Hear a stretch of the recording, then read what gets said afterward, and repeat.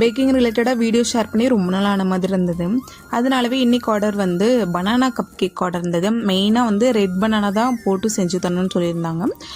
அதனாலவே வந்து வீடியோ எடுத்து ஷேர் பண்ணலான்ட்டு பிளான் பண்ணி வீடியோ எடுத்திருந்தேன்.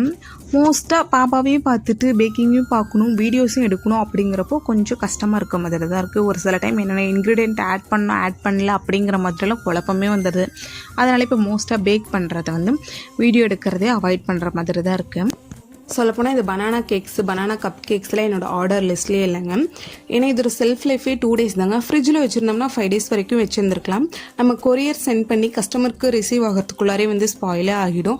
இந்த கேக் ஆர்டர் பண்ணவங்க கோயம்புத்தூர் லோக்கலில் எனக்கு தெரிஞ்சவங்க. அது மட்டும் இல்லாத நம்மக்கிட்ட ரிப்பீட்டடாக ஆர்டர் பண்ணுறவங்க.